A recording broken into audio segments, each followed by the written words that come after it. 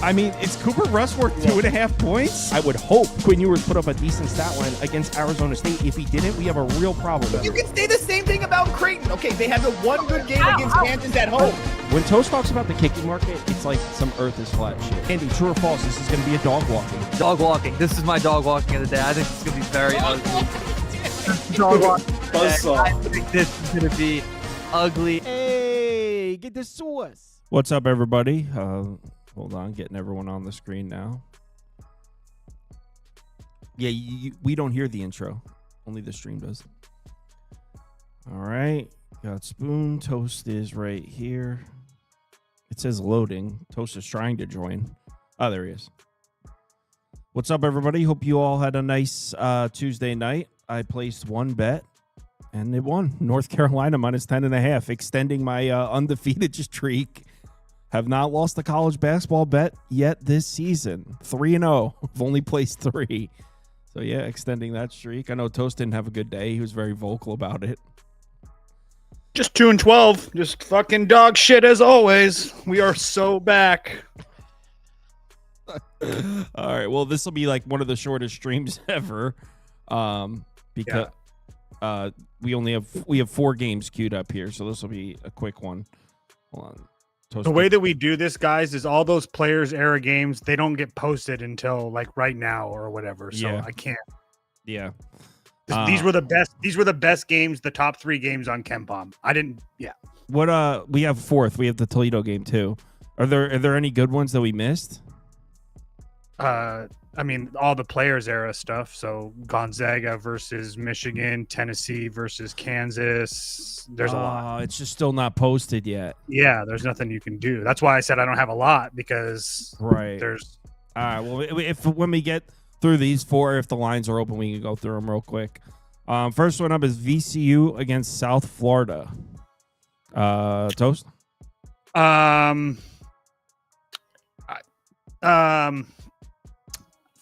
Spoon, do you have anything on this one? I really don't have anything to say on this game, to be dead honest with you. I do. I like VCU in this spot. You have a new coach this year in Phil Martelli. He's coming from the America East, son of a Hall of Fame head coach. I think this is a really good young coach. I like the roster he has there this season. I wasn't really quite sure what to make of VCU. This has always been a very defensive first head program, but under Bryant, Phil Martelli ran a super high pace basketball game, and I just think this is one of those spots where South Florida's roster just not really seen anything like VCU at this point in the season. Doesn't really know what to make of it. They saw a team like George Washington that plays at a similar pace. They couldn't play with them on a neutral. I think VCU is going to be tough. I lean that way. I haven't made the bet yet. Post. Yeah, it would only be over for me. Both these teams play at a super fast pace, but yeah, like I said, it was slim pickings to start. I don't really have much on this. Why are those games not up yet? Because we didn't know. This is because no, but I mean, I'm looking right now and it's not up. Because we've only known for 5 minutes, 10 minutes now, maybe? Or is the other game even finished? The Alabama game even finished? No, there's no way. Yeah, there's just too much going on with the way that they do their brackets. I don't know. It seems like they could have the lines up. Or sorry, it's not brackets. That's the problem. It's not team A loses to team B and then they play. Yeah, that's not how they do it there. So how do they do it? I mean, do we really want to get into it? I mean, go ahead, Spoon, if you want to talk about it. It's the weirdest contest rules I've ever seen. It's kind of like soccer competition, hockey, like so it matters how much you win by, up to 20 points. After that, it doesn't matter at all. You have to get at least get to 2-0 if you want to get to the end of this tournament. Super weird rules. Toast. Anything past that, like there's no like actual bracket where there's 32 teams lined up on one side or anything like that. It's just records. They're going to try to avoid putting teams in the same conference against each other, but if it winds up that those are the best teams at the end of it, they're not going to shy away from it. So we don't even know who's playing yet. Correct. That's crazy. Well, I mean, I'm pretty sure Gonzaga, Michigan is official. No, Gonzaga, Michigan is up here. This sport is man, college basketball before January is like such a waste. Well, and the players there is like the topic of conversation. That's why like me and Matt. Oh were yeah, talking and they're just gonna let us know who's playing. Yeah, we'll let you know. We don't even know. Anyway, Colorado State, Virginia Tech is next. Either you guys have any thoughts here? I kind of want to play on Colorado State here personally. Not that they have been some juggernaut team or anything like that, but they just had a really bad home loss to Denver, which kind of for me was really unexpected. They haven't played anybody, not to the nearly the competition that Virginia Tech presents personally, but I do think that this line is low for a reason. Virginia Tech had one good game on a neutral so far. That was against Providence, where they looked really good. That game went to overtime, obviously, and they won that game, but they still haven't played anybody themselves. Ken Pom had this game too. I had this game personally as like a pick sort of.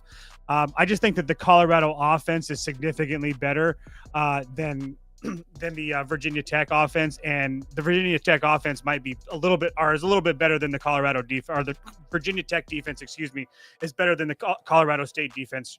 No question about that, but I don't think it's really going to matter. Virginia Tech just really, really struggles to score the basketball. And if that happens to be the case versus this Colorado State team that can score on multiple levels, I think it's going to be a problem. I didn't bet it yet. I'm waiting to see if this number goes up, but it would only be Colorado State for me. Do you think Virginia Tech has extra motivation now that James Franklin is coaching the football team? I don't know who that is. Penn State, big-time head coach. They just signed him. Yeah, could be the difference. Spoon, any thoughts on this one? Kind of lean Virginia Tech here. Colorado State's under their first year under Ali Farouk-Manesh, and don't really know what to expect of him yet at this point. He was an assistant at Drake, and then he spent quite a few years at Colorado State. So far, the roster looks pretty good, but as Toast alluded to, they just dropped a very winnable home game versus Denver. A little bit embarrassing. So good buy low spot on Colorado State. Just don't really know what to make of them at this point in the season. I'm not high on Virginia Tech by any means, but I do think this is a game they should win. So TV Jones is actually in the comments after insisting he couldn't make the show. Of course. He's saying he likes Colorado State, Southern Indiana plus 9.5. Didn't even know that was a program. San Jose State points. I'll get on the San Jose State points for sure. Did you see we got another bullying TV Jones comment? Like, you guys, because they're... He's like, you guys keep laughing at him. Like, yeah, we're friends. Yeah. I can't stress, TV Jones could win his next 150 bets in a row, and I will still laugh at him somehow, some way. Yeah. I hope you guys all have friends someday that you guys can laugh about each other as well. I thought that's what being friends meant. Like, is Kyle ever nice to me on this show? Like, the nice way? Like, what are we talking about? Go back to a couple years ago and watch the way I used to talk to Prop Beaver on the streams. No, that makes my day. You'll be like, yo, you need to file a workers' comp. Wichita State, St. Mary's. This is not a home game, right? No. This is too short. St. Mary's should be laying less than 20 than any team in the country. I kind of tend to agree. I know they didn't cover. They kind of played with their food versus Arkansas State. I've been having a lot of success with this St. Mary's team. It would only be St. Mary's for me. I think this number is going to go up a little bit. Wichita State is actually a better team than I think that people give them credit for. I don't know if I'm totally bought in on them right now, but that road loss to Boise State, which I think we all had Wichita State in that game, looks a lot better now than the way that Boise has played in Hawaii. So I do give them a little bit more credit than probably deserved, because I thought this game was going to be like 12, 13 and a half or something like that. So obviously St. Mary's, we all know, is very, very good. They haven't had to travel away from home yet, so that might be a concern here. But I just defensively, I think obviously St. Mary's is a much, much better team. But they haven't been forcing a lot of turnovers, so maybe that's an issue there, and maybe they have to get used to being on a neutral here. But I don't, if Wichita State isn't making shots, I don't think they're going to be getting very many rebounds at all. They give up a lot of significant size. They have one guy that's 7'2", but besides that, I mean, across the board, they're giving up size to St. Mary's. So it would only be St. Mary's minus the whole bunch of points for me. Spoon, any thoughts here? Yeah, it's hard to step in front of the St. Mary's train at this point in the season. they have two 7-footers on that team that both can get significant minutes. Wichita State isn't like necessarily a short team when you're talking about their forwards, but their guards are very short. Their starting point guard is 5'10". I think this will be an issue by the time we get throughout the course of 40 minutes. I do think St. Mary's pulls away. This is so crazy how they're not even telling us who's playing. I'm sorry, guys. I kind of messed this up. Had I known that, I would have said, let's just go live later. I really didn't know the rules. I was going to say, I don't, well, that's the thing. It's not your fault. We don't even know when they're going to drop. Like, it doesn't, just because we know, you know what I mean? Like, it doesn't How mean is this a thing? How, like, oh, man. I mean, there's literally nothing that we can do. So. All right. Toledo against Belmont. Spoon, our local Toledo beat writer. This looks like a pretty good game to me. Belmont comes into this game undefeated for this season, but they haven't really played anybody. Air Force, Tennessee State, Oral Roberts, St. Francis, a D3 school, and a school in Lipscomb that just finally got their first D1 win of this season versus Western Carolina. So their schedule has been as easy as could be. Toledo has played a lot of really tough mid-majors to this point in the season, and Belmont is right towards the top of that list. But I think Toledo's playing their best basketball right now. They have a D2 game of their own to look forward to, and nothing besides that for the next couple of weeks. So they really have the chance to lock in on this game. Just played a great game of basketball versus Troy. I think this is going to be Belmont's first true test of the season. And while Belmont's been a good program over the last few years, they have struggled versus some of the top mid-major out-of-conference teams. And I think 5.5 points is too many for Toledo. I think this line should be at 3.5. Toledo. Toast, do you agree? Disagree? No, I 100% agree. I thought it was a little bit weird that Belmont was a 5.5 point favorite, to be dead honest with you.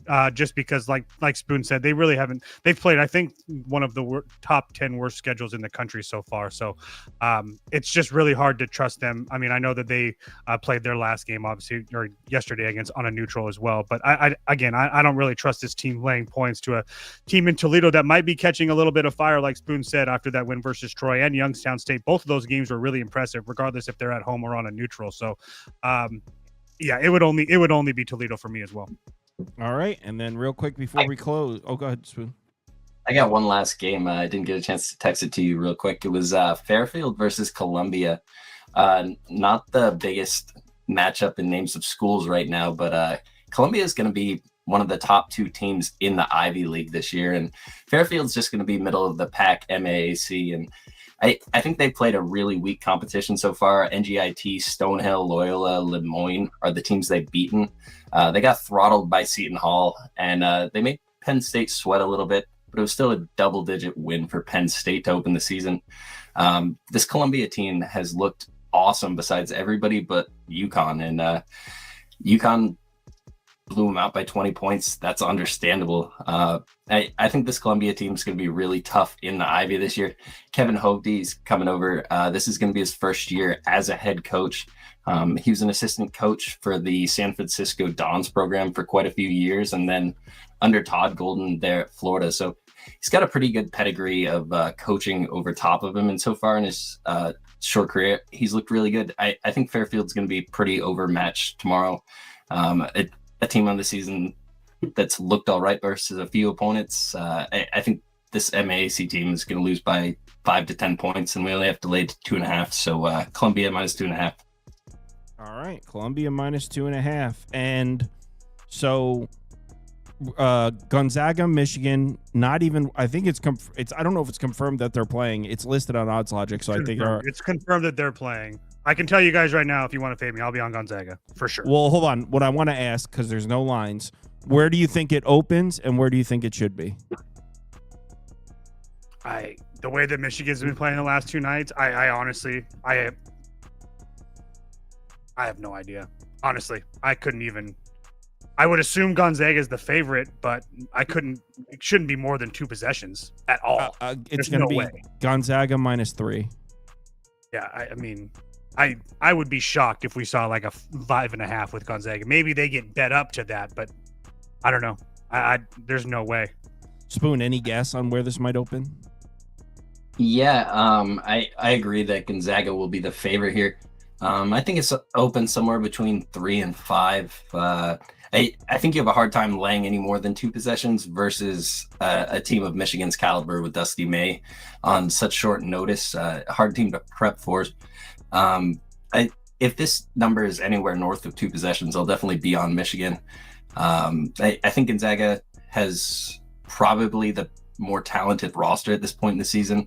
Mark Few is definitely the more accomplished coach, but Dusty May presents quite a few issues to prepare for, and that roster should be fun. So I think if we get anything north of 5 points, I'm going to be on Michigan. Under that, probably something more I'd just like to enjoy, watch live, maybe get a live Gonzaga money line. So Trevor in the comments saying Gonzaga will bring Michigan back down to earth, but he also said it opens Gonzaga -1.5. So I think based on what these guys said, that they would agree that Gonzaga is the play at 1.5. I think they're thinking it opens a little longer than that. They announced Kansas is in the 3rd place game, but I don't see an opponent yet. Tennessee. Where do you see that? Matt Larlander tweeted it, I think. So it's Kansas, Tennessee. Any guess on the line there? I had zero clue. Zero. Zero clue on that what that line would be, honestly. Tennessee. Go ahead. Tennessee will be favored by a possession and a half kind of thing. Probably 4 points would be my opening line guess. Not a team I'd really trust at this point in the season, but I mean, it's not postseason basketball yet, and Tennessee does seem to play pretty good in the out of conference under this coach the last few seasons. I didn't think Tennessee was that impressive in that game. I watched a lot of it. I thought Houston's offense looked stale. But all right, everyone. By the way, North Carolina watched the entire game, every single minute. My thoughts: athletic team with a ton of talent. Little sloppy with the basketball, though. Little so out of position at times, but they definitely. Hey, I want to bet. Go Cal. Yeah, I got it on right here. The last 4 bets I placed, I forgot to put on the website. All fucking won. Michigan -1.5. It just opened. Gonzaga. What? Yep. What? Yep. DraftKings right now. I'm going Gonzaga +1.5 right now. Get the fuck. I'm keep putting my undefeated streak on the line. Did you say DraftKings? Yeah. And shout out San Diego State. Let's go, boys. Is it open? Is it open? Gonzaga. Where you at? I don't have it. Gonzaga. +1.5. I'm in. Bam. Yeah, it's only DraftKings right now. +1.5, 158.5 total. I'm in. Sharing it to the Discord now. I'll be on both Gonzaga and the over, guys. You taking the over on that number? No question. What number would you take it up to? Low 160s for sure. I bet you I would assume that number gets bet up like a motherfucker. All right, let's see. Trevor's taking Gonzaga right now. Well, actually, I don't think Trevor has access to DK.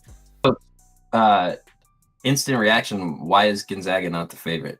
Well, DraftKings opened some soft ones. Like, look, just speaking from college football, DraftKings will put some crazy numbers up. I would imagine DraftKings will open that up, and then if like a FanDuel opens up, they'll just move to wherever they're at. But yeah, probably. I mean, they're 1-4 on KenPom. Both are Gonzaga's 1, Michigan's 4. I mean, I don't know. Maybe everybody loves them some Dusty May there. All right. So I'm going to get back to doing some college football stuff. Busy week for me.